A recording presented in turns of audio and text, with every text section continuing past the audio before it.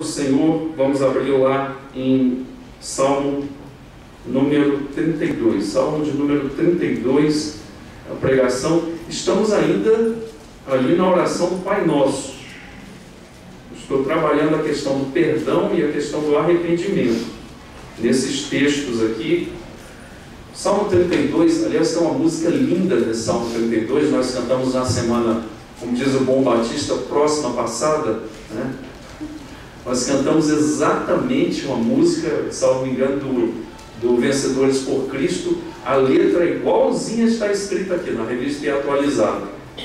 Então, se você puder colocar, quando você chegar em casa, colocar essa música para adorar o Senhor, para complementar essa mensagem, é muito importante. Irmãos, música boa começa com letra boa, letra que glorifica a Deus, letra que encha o coração do crente de vida para servir ao Senhor. Irmãos, o Salmo 32 diz assim: bem-aventurado aquele cuja iniquidade é perdoada, cujo pecado é coberto. Bem-aventurado o homem a quem o Senhor não atribui iniquidade, em cujo espírito não adola. Enquanto calei os meus pecados, envelheceram os meus ossos, pelos meus constantes gemidos todo dia. Porque a tua mão pesava dia e noite sobre mim, e o meu vigor se tornou em sequidão de estio. Confessei-te o meu pecado, e a minha iniquidade não mais ocultei. Disse: confessarei ao Senhor as minhas transgressões, e tu perdoaste a iniquidade do meu pecado. Sendo assim, todo homem piedoso te fará súplicas em tempo de poder encontrar-te. Com efeito, quando transbordarem muitas águas, não o atingirão. Tu és o meu esconderijo, tu me preservas da tribulação e me cercas de alegres cantos de livramento. Instruir-te-ei, te ensinarei o caminho que deves seguir, e sob as minhas vistas te darei conselho. Não sejais como cavalo ou como a mula sem entendimento, os quais com freios e cabrestos são dominados, de outra sorte não te obedecem. Muito sofrimento terá de curtir o ímpio, mas o que confia no Senhor, a misericórdia o assistirá. Alegrai-vos no Senhor e regozijai-vos, ó justos. Exultai, vós todos que sois retos de coração. Amém. Vamos orar. Senhor, nesta oportunidade colocamos diante de Ti o nosso coração, e o Senhor nos ensina na Tua palavra que, sobre tudo que devemos guardar o nosso coração, porque dele procedem as saídas da vida. As nossas escolhas estão dentro do coração. Pai, portanto, nesse coração pecaminoso, Senhor, que o Senhor purifique, que o Senhor traga luz, que o Senhor traga bons caminhos, Senhor, boas escolhas. Nesta noite, confronta o nosso coração, Pai, e obrigado pela culpa. Te agradecemos porque a culpa é o início do arrependimento, e o arrependimento traz de novo a alegria da salvação do coração do pecador. Que a Tua bênção esteja sobre nós, porque ela enriquece e não traz desgosto. A Tua bênção não tem contraindicação. Isso é maravilhoso, Senhor.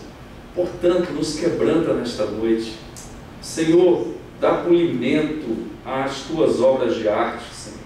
Senhor, move dentro de nós um espírito humilde e quebrantado, que Te adora, que Te serve, que aceita a Tua palavra sem restrições, Senhor. Que a Tua bênção esteja sobre nós nesta noite, Pai, e gera, Senhor, o poder da culpa vinda de Ti sobre nós. Nós oramos agradecidos no nome de Cristo Jesus. Amém. Meus irmãos, esse é um salmo chamado de Salmo de Penitência. Meus irmãos, se eu fosse dar um tema para esse sermão de hoje, seria o valor da culpa. Queria te perguntar desde o início, você gosta de ficar culpado ou se sentir culpado de alguma coisa? Tem alguém? Levante a mão que eu quero orar agora por você, para Deus te dar entendimento e sabedoria. Nós não gostamos. E nós temos visto aqui na oração do Pai Nosso, irmãos, que é uma das características, a relação com o nosso irmão.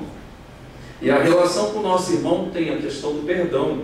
para quem foi ofendido, mas tem também a questão do arrependimento para quem ofendeu, para o ofensor. E o Pai Nosso tem nos mostrado como nós devemos orar. Irmãos, o Pai Nosso nos mostra que o centro da nossa vida é a dependência do Pai, Pai Nosso que estás nos céus. Eu não sei se você está hoje aqui, talvez você não tenha mais pai. Ou talvez o teu pai, como um amigo meu uma vez, foi comprar uma coisa para a família, ele tinha 5 anos, ele nunca mais voltou. E depois ele encontrou o pai, já adolescente, com outra família. A dor no coração foi muito grande. Ele demorou anos, e eu acompanhei esse processo todinho. E depois ele perdoou o pai dele. Foi muito legal, porque ele falava desse pai o tempo todo. Mas eu não sei, o pai humano sempre vai ser pecador, vai ser imperfeito, vai fazer promessas que às vezes não vai conseguir cumprir, às vezes com uma boa vontade, mas é um pai humano. Mas, irmãos, nosso Pai é celestial, perfeito, e perfeitamente amoroso e bondoso, um Pai que não tem distância, que nós podemos orar agora e Ele vai lá em Bangladesh, e estende a mão dele e abençoa alguém lá. Um Pai tão lindo e tão puro, que diz na Bíblia, lá em Jó, que até os anjos são imperfeitos na sua presença santíssima. Um Pai que tem todo o poder no seu braço. Como o autor de Provérbios diz, uns buscam apoio de carros, outros de cavaleiros, mas nós buscamos o auxílio do Senhor. Esse Pai é tão poderoso que Ele criou os céus e a terra. Esse Pai é tão poderoso que nada pega Ele de surpresa. Ele está no céu, na terra e debaixo da terra. O diabo ele não faz nada sem a aquiescência desse Pai.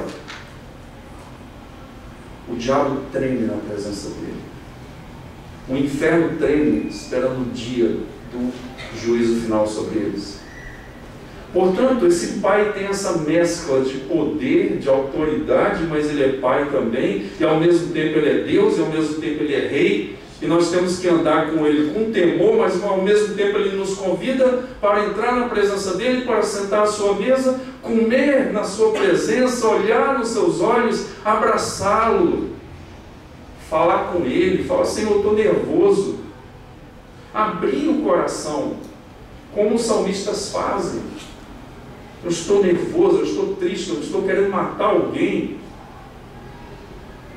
Eu falei hoje aqui que a pessoa é crente mesmo, ou no trânsito, ou jogando bola. Eu já vi coisas assim espetaculares. Irmãos angelicais, que entravam, cantavam no coral da igreja, com a batinha, tudo bonito, mas, meu amigo, ele foi para o acampamento, colocou essa criatura para jogar, ele se transformou no mandrake. Reclamava da equipe dele, reclamava do juiz, reclamava de todo mundo. Eu falei, rapaz, quem é você? Porque nós somos o que nós somos nas tribulações. No momento que o cartão de crédito está passando, né? Casas Bahia, né? 24 vezes e assim por diante. Está tudo bem. Quando entra a tribulação, Deus mostra para nós quem nós somos. Mas esse Pai, irmãos, é um Pai que mostra, por exemplo, a vergonha de quando nós pecamos. Pedro é exemplo disso, chora amargamente. Nós vimos que a pessoa arrependida, ela não somente chora de vergonha, mas ela tem um desejo de reparação da relação com Deus. Irmãos, uma coisa triste é o que? É uma pessoa que está vivendo em pecado, fazendo coisas que não agradam ao Senhor. E tem pecados e pecados, pecados com o alcance muito maior, mais profundo, que causa mais dor, mais dificuldade, não só para ele, mas para a família. Você já imaginou a família de um drogado como sofre? Você já imaginou a família de uma pessoa que tem problema com a justiça, como sofre? E muitos outros casos. Então, a perda do relacionamento com Deus é a coisa mais terrível para o homem. Quando ele perde a ação do Espírito Santo no seu coração. As palavras do Espírito Santo doce como mel, adentrando no percurso do nosso coração, da mente para o coração, do coração para a mente, dos dois para a boca.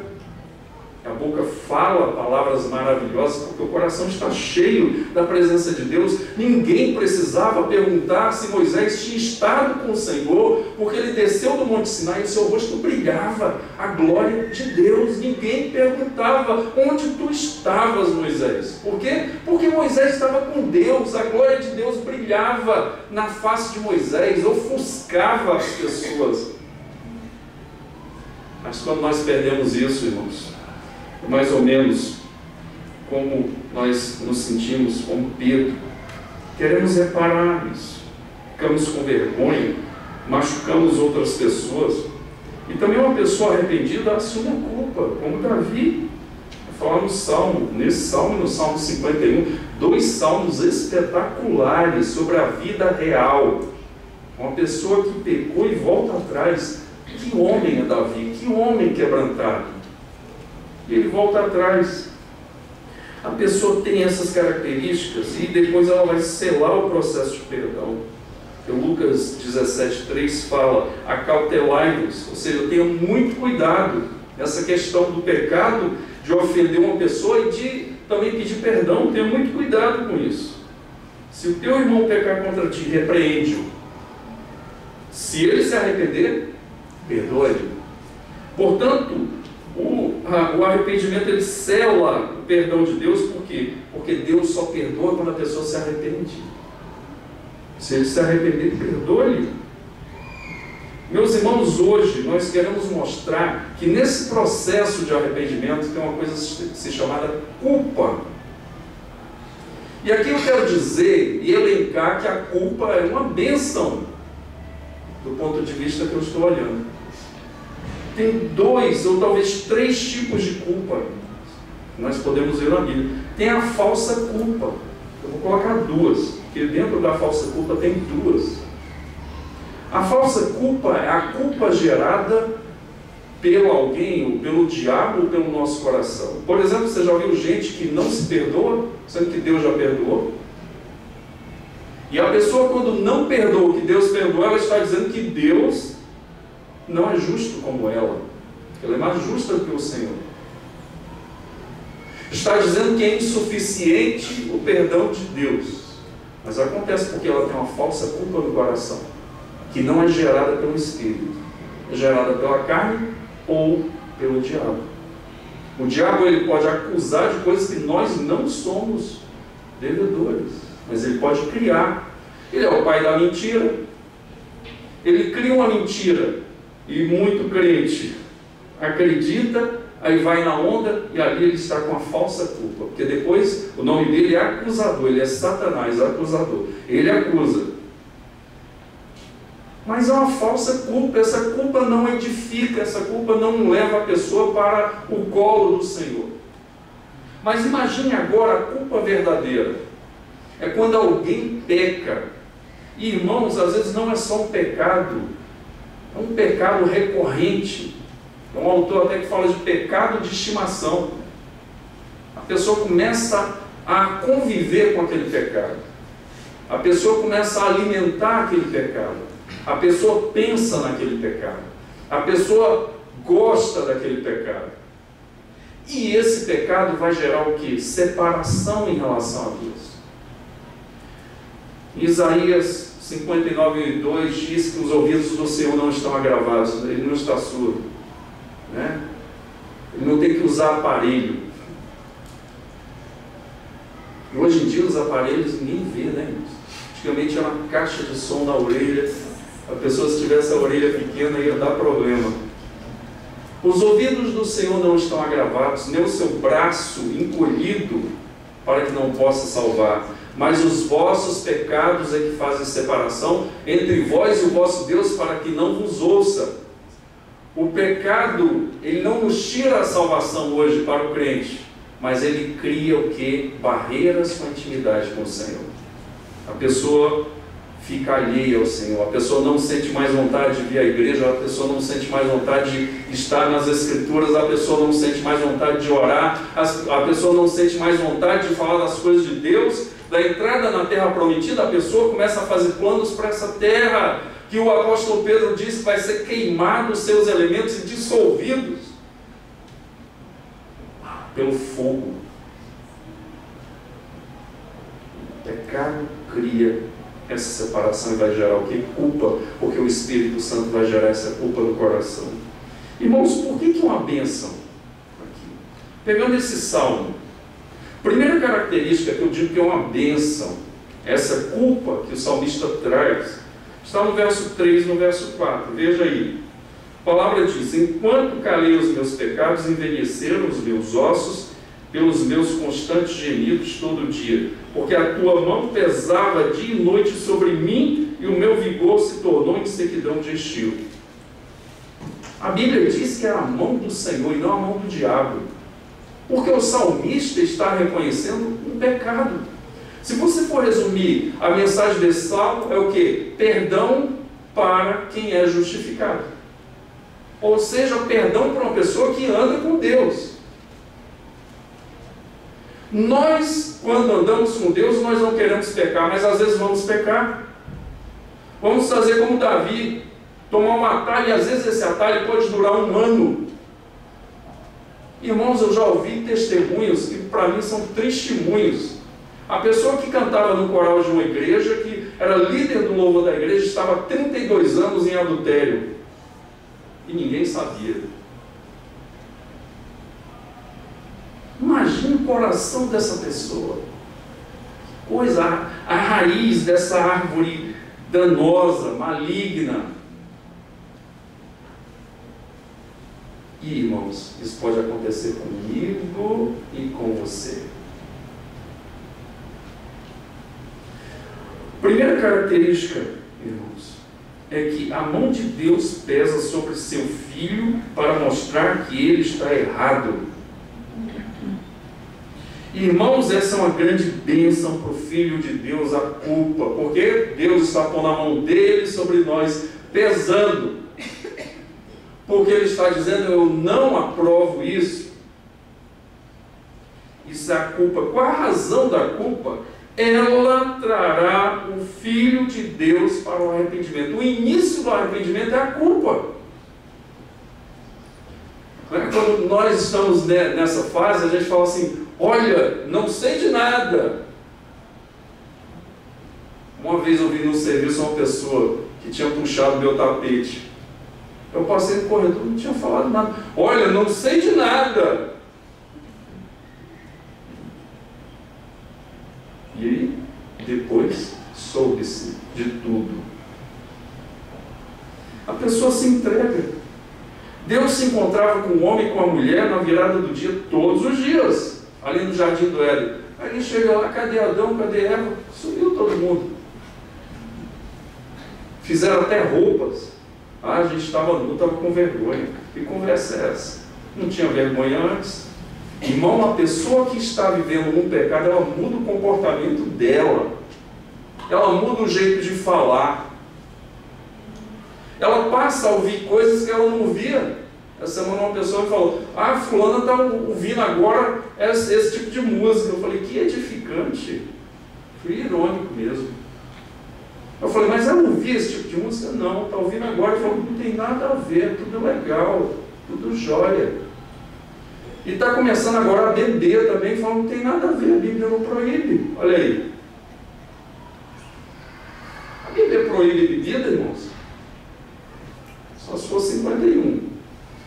Que não é uma boa ideia. Irmãos, e tem gente, quando está no pecado, diz assim: a Bíblia não proíbe, agora deixa eu beber tudo. A pessoa muda as características, o jeito. A pessoa muda às vezes as vestes. A pessoa muda até o perfume.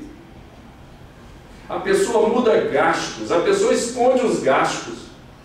Porque ela está cega pelo pecado. O pecado cega o crente. O pecado cega o servo de Deus, que andou na casa do Senhor, que dobrou os joelhos, que chorou, que adorou o Senhor, que fez coisas maravilhosas. O pecado entrou e desgraçou a vida da pessoa, cria a cegueira. Por isso que Deus é bom, irmãos, que Ele vem com a mão dele e pesa sobre nós, para nos trazer de volta para o fardo leve e suave do seu Filho. A culpa faz parte da obra de restauração de Deus. Por isso que o tema do sermão é o quê? O valor da culpa. Irmãos, e a culpa é terrível. Dói. E a proporção é certa. Quanto mais tempo vivendo em desobediência a Deus, mais a culpa se aprofundará no coração da pessoa. Mais a mão de Deus será sobre a vida dela, pesando. É certo aqui, meus irmãos, a doutrina na punição de Deus. Deus é um Deus que pune para o bem do seu povo. Deus é um Deus que corrige porque nos ama. Hebreus 12, 5 a 8, repete Provérbios 3, quando vai dizer o quê? Que nós devemos aceitar a correção de Deus de bom grado, porque Deus corrige a todo filho que ama. Se nós não somos corrigidos por Deus, nós não somos filhos, nós somos bastardos. A pessoa que não é filho de Deus, Deus não corrige, está debaixo do juízo do Senhor. Se não aceitar o Evangelho, confessar o nome de Jesus, nascer de novo, sobre ele permanece a ira do Senhor. Capítulo 3 de João. Porém, meus irmãos, Deus nos pune, nos disciplina para nos livrar do pior inimigo que nós temos, que não é o diabo, é o pecado. É um pecado que muitas vezes mora no nosso coração, que é praticado, às vezes não é falado, mas é pensado, arquitetado, e isso desagrada o Senhor. E Deus corrige aos seus servos. Deus pesa, traz gemidos o tempo todo. O salmista disse que não tem vigor, mas não vai ter vigor mesmo que a mão de Deus está pesando.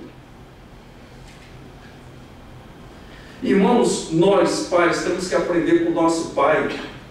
Portanto, se você ama o filho, você corrige o filho. Você fala o que o filho precisa ouvir. Você chama a atenção. Irmãos, criação de filho não é fácil. É um trabalho árduo.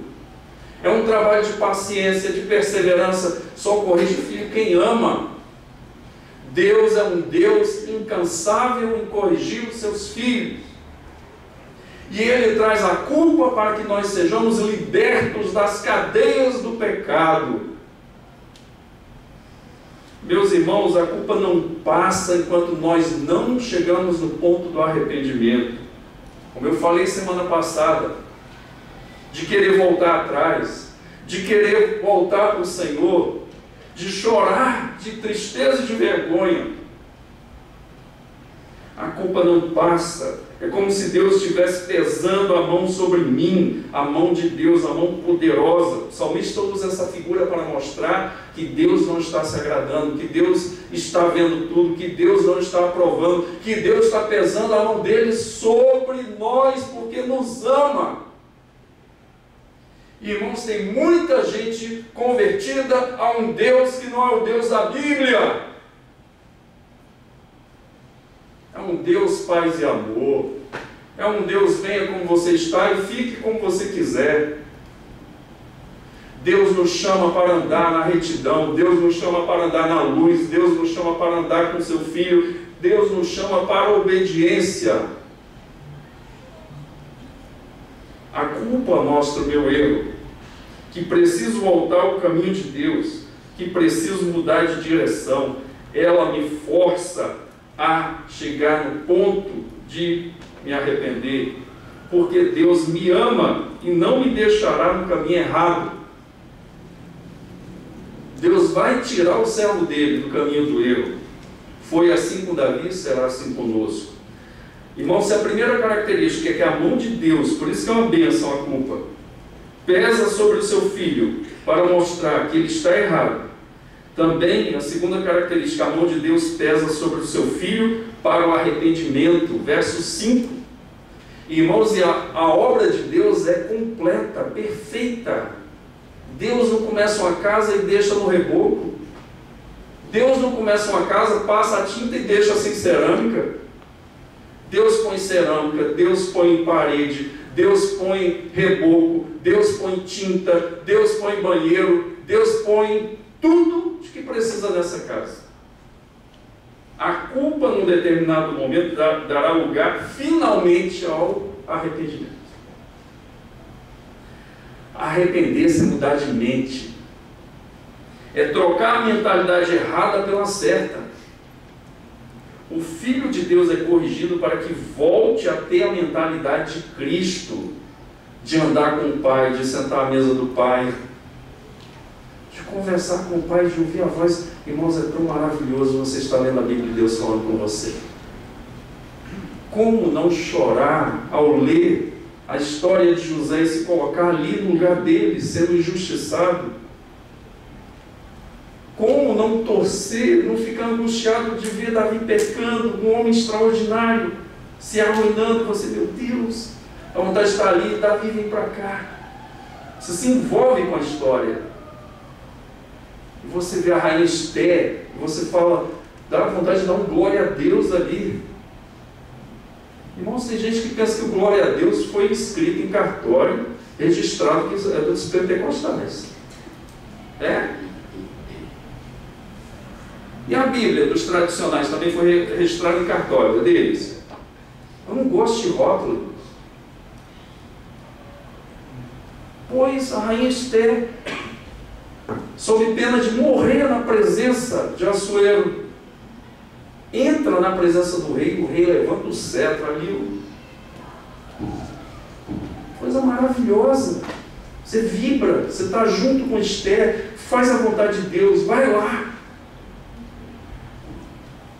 Mas é tão triste quando você vê Pedro ali, soberbo, né? Tem um cérebro na ponta da língua. Eu sou capaz de morrer pelo Senhor. Jesus fala para ele, ô Pedro, você é meu filho, mas você é muito insensato. Hoje, você vai me negar 3 vezes antes que o galo cante. De jeito nenhum. Foi o que aconteceu lá. Nós passamos, irmãos, nós somos a cara do povo de Israel. Já vi gente falar assim, ô povo duro, né? E eu olhando assim. E olhando para mim, olhando para a pessoa, nós somos iguais. Nós muitas vezes cantamos o cântico certo do lado errado. Está a tribulação, está a treva, perseguição no trabalho, na universidade. Às vezes em casa o negócio está difícil com o filho e a pessoa começa a reclamar. Quando eu não era crente, não era desse jeito. Quando eu não era crente, não tinha tanta luta. Quando eu não era crente, eu tinha saúde. Aí daqui a pouco a situação se resolve. Aí a pessoa pega o tamborim, igual o Miriam. Aí começa a tocar, glória a Deus, aleluia e tal. Passou o mar. Nós temos que cantar do lado de cá do mar. No momento da dificuldade, da perseguição, de perder o emprego, de perder um ente querido. Isso eu falo com muito temor. Nós temos que ir com lágrimas nos olhos, mas olhando para o alto, sabendo que o meu Redentor, o nosso Redentor vive, da glória a Deus. Pois é uma bênção, porque a mão de Deus pesa sobre seu filho para arrependimento. Davi expressa isto quando mostra o arrependimento verdadeiro, que é marcado pela vergonha do tempo que andou no pecado. Porque a vergonha maior quando nós andamos no pecado é sujar o nome santo, digno, sublime, altíssimo do Deus Todo-Poderoso. Quando nós mentimos no trabalho, quando nós mentimos para nossa esposa, quando nós mentimos, eu não, né? As irmãs, para o marido.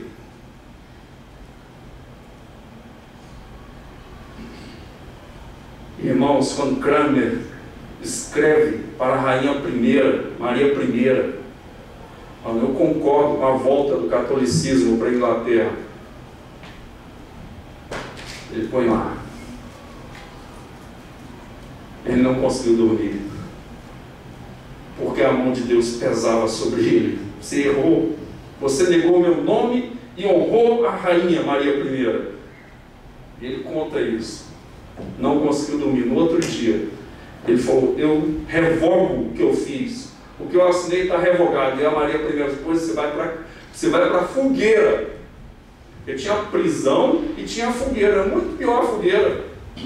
Pois, irmãos, antes dele ser empurrado, ele pediu para quem estava empurrando ele: deixa que eu vou. E a primeira coisa que ele colocou na fogueira foi a mão que assinou a revogação do protestantismo na Inglaterra.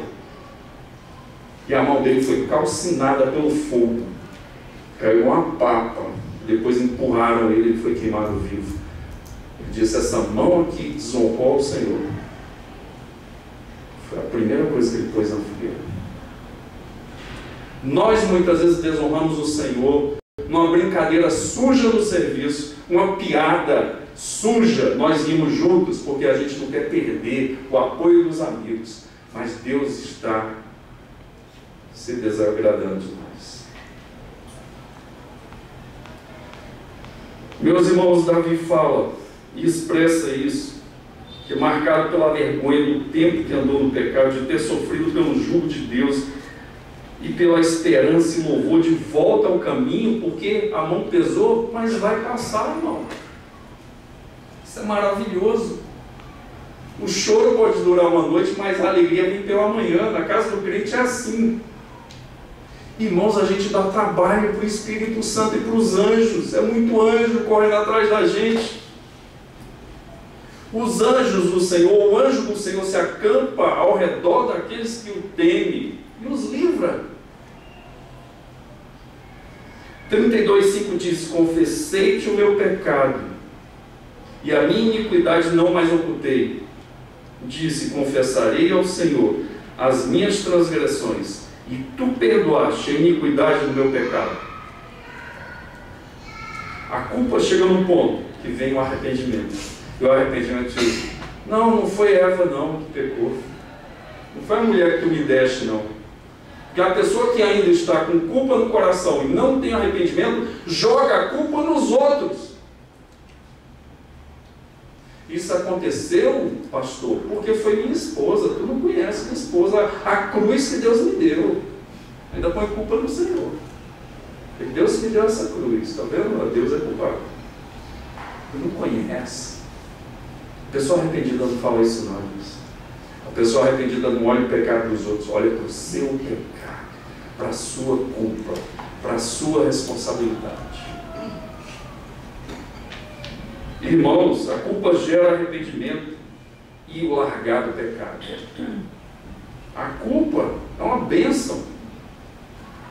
Uma das marcas do amor de Deus é a correção, a paciência. Oh, Deus paciente, assaz benigno. Paciência no processo de libertação das nossas vidas. É um trabalho, irmãos, que leva a vida toda, e Deus trabalhando. Damos muito trabalho a Deus, isso é verdade. Que é um Senhor amoroso, misericordioso, pronto para recomeçar, incansável. Meus irmãos, o salmista termina essa primeira parte aí, dizendo que da esperança do justo, veja aí, sendo assim todo homem piedoso, verso 6, fará súplicas ao Senhor, em tempo de poder encontrar-te, com efeito, quando transbordarem muitas águas, não atingirão. Tu és o meu esconderijo, tu me preservas da tribulação e me cercas de alegres cantos de livramento. O que acontece muitas vezes, meus irmãos, como diz Zacarias 3:5, os muros do Senhor, as muralhas de fogo, estão ao redor dos seus servos, e no meio dela, Jeová Jireh está lá para prover as necessidades do céu. Sabe qual é o problema? Muitas vezes, que nós saímos do meio das muralhas do Senhor, e vamos fazer a nossa carreira solo, como filho pródigo, e vamos escolher coisas horríveis, e vamos terminar comendo bolotas de porcos, e alfarrobas, que é horrível, é triste aquele negócio. Já comeu banana verde? Eu não sei se você gosta, eu odeio. Banana verde, fica embotando os dentes. Viu? Embotar aquilo, pegar aquele negócio da banana, não sei nem qual é o nome daquilo. Se tiver um biólogo, depois você me ensina. É da mesma forma, aquele negócio não é de Deus não, irmão. Foi criado por Deus, mas parece que não é de Deus. Você morde e fica negócio no dente, na gengiva, dá uma vontade de passar um fio dental, passar um pano. É assim que acontece. Por quê? Porque tem tudo na casa do Pai, mas quer viver com prostitutas e gastando dinheiro. E aí o que vai acontecer? terminam comendo comida de porco. Mas Deus resgata, e o salmista agora fala de um coração que confessa e que recebe perdão. É lindo isso. E ele fala que o Deus, veja aí no verso 7, tu és meu esconderijo, tu me preservas da tribulação e me cercas de alegres cantos de livramento. Que coisa maravilhosa. Irmãos, a terceira característica, se a mão de Deus, ela pesa sobre o seu filho para mostrar que ele está errado, se ela pesa sobre o seu filho para arrependimento, ela também, irmãos, a mão de Deus guia o filho dele no seu caminho, no caminho que deve andar. Isso é maravilhoso. Depois que restaura, troca as vestes, depois que põe sandália no pé, anel no dedo, roupas festivais, não é qualquer roupa, é como dizia na minha época, no início da minha vida na igreja, roupa de ir para o culto, né? Tinha isso aí, Jolão? Roupa de ir para o culto, você não ia qualquer roupa, tinha que ser a roupa bonita, né? Roupa de encontrar com Deus. Tinha gente mais antiga que falava isso. Até parece que Deus não está em todo lugar, né? Mas dá para entender que é uma manifestação do culto, da presença do Senhor. Então a mão de Deus guia seu filho no caminho que deve andar. Do 38, do 8 ao 10, veja aí. Instruir-te-ei e te ensinarei o caminho que deve seguir, e sob as minhas vistas te darei conselho. Não sejais como o cavalo ou como a mula sem entendimento, os quais com freios e cabrestos são dominados, de outra sorte não te obedecem. Irmãos, Deus vai mostrar o quê? Ele está guiando o seu filho. E aqui, meus irmãos, para a estruturação do texto poético, e passa, é como se tivesse um sábio falando. Você vê que muda, né? E aqui o Senhor entra na história e ele começa a falar. Começa a dizer que ele está guiando, que ele vai mostrar o caminho, que é o caminho da sabedoria. Esse é uma parte do Salmo aqui que é de literatura sapiencial, mostrando como viver a vida e ser feliz.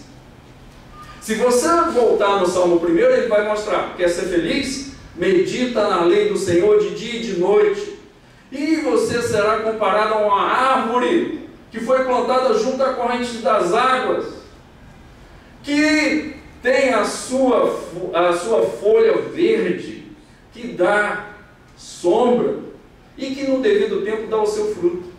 E tudo que esse homem fizer dará certo. Mas, como é que eu adquiro isso? Meditando na palavra do Senhor de dia e de noite. Como é que eu medito de dia e de noite? E no escuro, irmão, se não tiver a bateria do celular. Eu tenho Bíblia no celular. Eu ligo aqui no escuro o celular, mas acabou a bateria. E como é que você vai sair dessa? Porque o judeu meditava na palavra e memorizava a palavra e recitava a palavra. A palavra estava no coração, na mente dele. Irmãos, uma das coisas mais lindas é você ver um rabino pregando. É impressionante. Ele vai trazendo texto assim, ó. Tchá, tchá, tchá. Muito legal. É assim que eu medito, eu guardo o texto, rumino o texto, igual uma vaca mesmo, sabe? Joga para fora, come de novo, é uma delícia, né? Aquela graminha ali, eu imagino, com aquela baba. E é uma comida quentinha, a vaca não reclama. Ela joga para fora, joga para dentro, rumina, vem para cá, vai para lá. Tem que ser assim, irmão, não é comer. Tem crente que come, dá 2 minutos, ele já almoçou. Tchau, tem que ir. Tem crente que ora assim: Senhor, faça mal, faça bem, em nome de Jesus, amém. Aí vai. Senhor, obrigado por essa boia, porque tu és joia. E vai embora. A gente tem que andar com o adolescente para aprender essas coisas. Mas não é só adolescente que faz isso, não. Não, você não comeu, você não saboreou. Já imaginou se tomar um café com eu aprendi isso com um canadense, com chocolate? Aí você põe ele e me falou, olha, ele é francês, você põe o chocolate lá no céu da boca, agora põe o café de atrás aí para você ver. Rapaz, fica igual ao Salmo 84, por ti suspira a minha alma. tem que saborear o chocolate em contato com o café, deixar ali o chocolate sendo derretido pelo café. E você deixa. E toma mais café. Isso é uma técnica de viciado, viu? Aí você toma mais café e vai derretendo o chocolate no céu da boca. Daqui a pouco acaba o chocolate, você fala, vou tomar um cafezinho de novo aqui. Aí põe outro pedaço de chocolate no céu da boca. É uma dupla maravilhosa. É igual, irmãos, café com pão de queijo. Tem coisa melhor? Não é não? E aquele café da manhã de nordestino, cuscuz, eu não sei se você vai gostar do que eu vou te falar agora. Talvez, quando falam de piqui para mim, eu tenho a mesma sensação. Mas você colocar um cuscuz com a nata em cima, tá? Aí você põe o leite em cima e você põe dentro do leite a carne assada. E você fica banhando a carne com leite. Assim, ó, se divertindo, né? Curtindo ali. Ou então você faz como o João Orlando, faz uma panqueca, não, uma tapioca, irmão, nunca vi igual. Ele ainda tem umas técnicas de mudar a tapioca de um lugar, joga para cima, vai para lá e pega aqui. Dá para entender, irmãos? A palavra do Senhor tem que ser comida saborosamente, pensada, meditada. E o salmista diz que a mão de Deus guia seu filho no caminho que deve andar. Depois, irmãos, do louvor do salmista, parece que há uma presença de Deus ali, mostrando ao pecador o caminho de novo da retidão, mostrando de novo. Deus mostra a sua misericórdia. Deus não leva em conta o tempo em que nós andamos desviados. Meus irmãos, o arrependimento é tudo diante de Deus. É a marca do cristianismo, é o arrependimento. Dá para entender, irmão? O cara passando na rua e está cantando um hino lá na igreja. Manso e suave, Jesus convidando. 222 do cantor cristão. Aí o cara entra, aí chora, e estava bêbado, e chorou, e estava chorando mesmo. Aí entrou, eu vi Deus chamando meu nome por intermédio da música. Qual é o teu nome? É Manso e Soares. Aí Manso e Suave chamou. Isso é verdade. Cara, Deus me chamou, eu estava na rua, estou vendo, não quero mais beber, não, quero é Jesus. É manso e suave, é manso e suave. Não, vem para cá, meu irmão. Pois tem uma pessoa aqui da igreja que veio parar na igreja, eu sempre pergunto, como é que você veio aqui para a igreja? A pessoa falou, não, é porque tinha um carro de som da igreja passando. Eu falei, opa, carro de som? Meu irmão, nunca coloquei carro de som. Ninguém aqui da liderança, não, mas teve um carro de som que falou o nome da igreja, a gente ficou um mês procurando essa igreja, a gente encontrou com um carro de som. Eu falei, meu irmão, não foi carro de som, não. Esse negócio aí é mistério. O manto é grande, irmão. Deus nos chama a atenção para voltarmos para o caminho. Ele compara agora ao homem que está no pecado como um cavalo, como uma mula. Agostinho fala isso no De Trinitate, o livro A Trindade de Agostinho, que é difícil de ler, complicado demais, tá? Mas tem uma hora lá que ele fala que quando nós andamos no pecado, em desobediência a Deus, a gente é pior que um jumento. Agostinho fala isso, porque ele falou, o jumento não tem entendimento, e nós temos, e no entendimento a gente age igual o jumento, então é pior que o jumento. E o salmista fala aqui, como o cavalo e como a mula, que precisa de freio de cabresto, para dirigir. Solta o cavalo e a mula, que não tem freio e cabresto, para ver. Vai para outro caminho. Irmão, vocês já viram? Você pega um porquinho lá, tá? Quem é do campo aí, né? Fica mais bonito o campo, né? Porque da roça é feio demais. Eu falo do campo. Você pega um porco, bem novinho, tá? Como é que é o porco novinho? Como é que é o nome? Leitão. Hã? Leitão. Aí você pega um porquinho rosinha, branquinho, uma beleza, né? Aí você pega assim, dá banho nele, aí passa jequiti, né?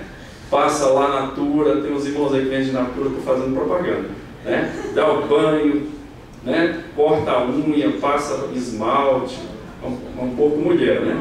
Passa, mas pode ser base também, passou direitinho, limpa, põe um lacinho, põe em cima da cama, vai ver o que ele vai fazer. O que ele vai fazer? vai para o chiqueiro, irmão. De novo, você suja tudo, aí você limpa de novo, porque porco, o lugar dele, o habitat dele é o chiqueiro. Mas filho de Deus não é no chiqueiro o lugar dele. Filho de Deus é na luz, é na purificação do Espírito Santo que ele tem que andar. A verdade é uma só, meus irmãos: o pecado traz cegueira para os nossos corações. Meus irmãos, essas três coisas que nós vimos nesse salmo hoje. Veja agora os versos 1º e 2º.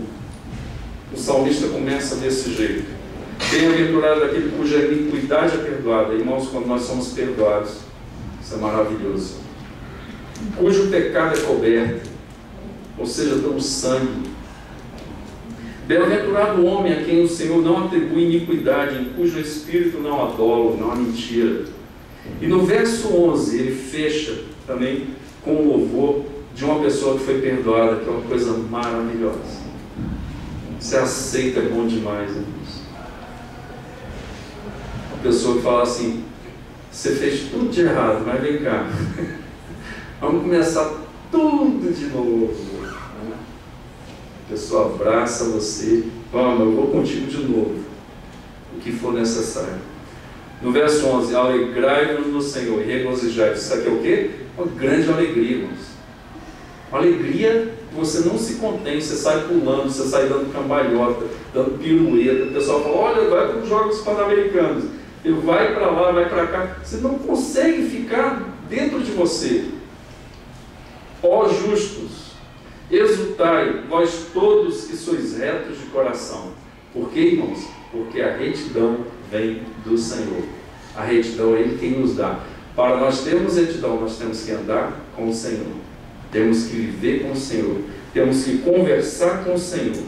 Por isso que nós somos o quê? Justificados. Irmãos, Jesus fez isso na cruz do Calvário. Ele recebe os nossos pecados. E Deus nos concede o perdão. O salmista, voltando ao início, fala que nós somos o quê? Bem-aventurados, virtuosos. A gente traduz aqui infeliz, é muito mais que feliz, é mais que feliz. É uma felicidade que a terra não dá. Porque o Senhor o alcança com o seu amor de pai. E ele se torna pai porque o filho dele morre em nosso lugar. O filho dele é punido, o filho dele é triturado naquela cruz, o filho dele é pregado, colocaram uma coroa de espinhos na cabeça do Senhor, cravaram, pregaram entre aqueles grandes bandidos. Aquilo ali não era ladrão de galinha, irmãos. Aquilo ali era da Al-Qaeda da época. É coisa terrível. Aqueles caras ali não era fácil, não. Jesus foi tido como um deles. Nós podemos gozar de todas essas bênçãos, porque Jesus morreu em nosso lugar, foi no nosso lugar, e nós recebemos a sua graça e a sua justiça. 1 Coríntios 5:21 diz, 2 Coríntios 5:21, diz que ele se fez pecado para que nós fôssemos alcançados pela justiça do Senhor. Vamos orar. Senhor, muito obrigado nesta noite pelo valor da culpa, porque quando o Senhor pesa a mão sobre um servo do Senhor, é porque o Senhor está dizendo: eu te amo e eu não quero que você fique neste caminho longe de mim e fazendo coisas que não me agradam. E o Senhor pesa a mão e a culpa gera, Senhor, o arrependimento que faz com que a tua graça esteja sobre nós. Nesta noite nós queremos te adorar e te bendizer. Pai, ó Deus, que o Senhor nos liberte, que o Senhor nos cure nesta noite, que o Senhor nos abençoe. Nós queremos entregar diante de Ti, Pai. Ó Deus, se tem alguém aqui sentindo esta culpa, Senhor, nessa fase terrível, que sentiu peso sobre si, que a Tua mão está dizendo: volta para o caminho da verdade. Que o Senhor dê a Tua graça nesta noite. Ó Deus, nós oramos em nome do Teu Filho, Jesus Cristo. Amém. Meus irmãos,